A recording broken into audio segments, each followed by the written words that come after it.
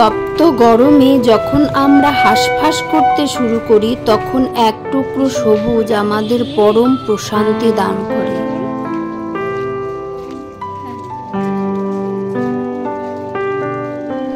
প্রতি সপ্তাহে না হলেও আমরা মাসে দুবার গ্রামের বাড়িতে যাই।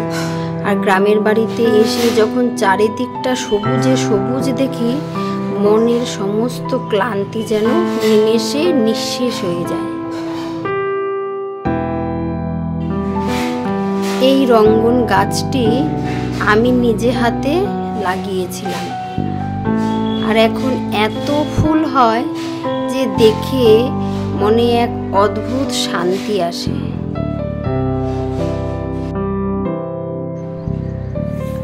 আমাদের বাড়িতে প্রচুর গাছ আছে, আর এই সমস্ত গাছের যত্ন আমার শাশুড়ি মা নিজে হাতে করেন।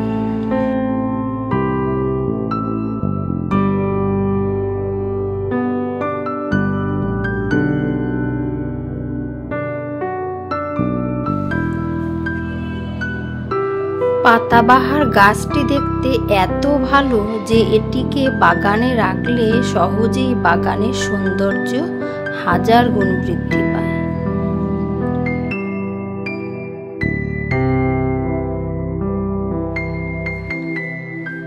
এটি একটি সাদা ফুরুষ গাছ।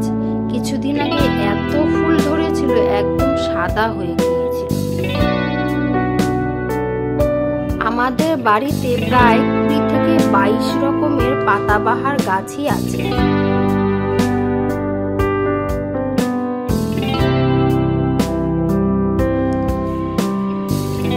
এটি একটি মিনি মিলি। বর্ষাকালে এই গাছটিতে এত ফুল ধরে যে আর কিছুদিন পর পাতাই দেখা যাবে না। বড় মিলিগুলো সাধারণত শীতকালে ভরে যায় ফুলে, এখন ফুল ফোটে না, কিন্তু মিনি মিলিগুলোতে এই সময়ে খুব সুন্দর ফুল ফোটে।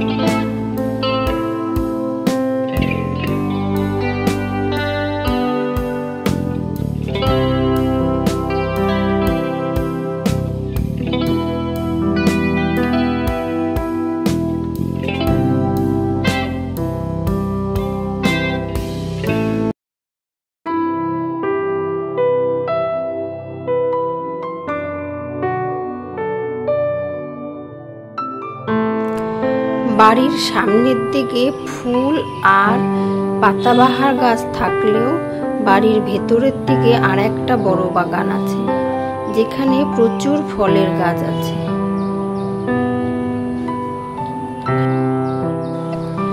এটি একটি চেরি ফল গাছ।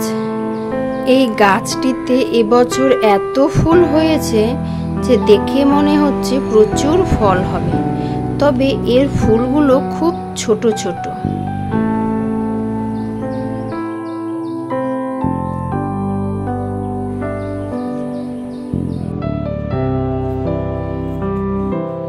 এটি এক ধরনের লেবু, যাকে মাল্টা বলা হয়।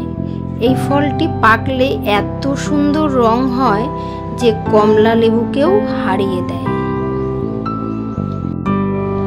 ব্লগটা তাহলে শেষ করছি। ভালো লাগলে একটি লাইক, কমেন্ট আর শেয়ার করে দেবেন।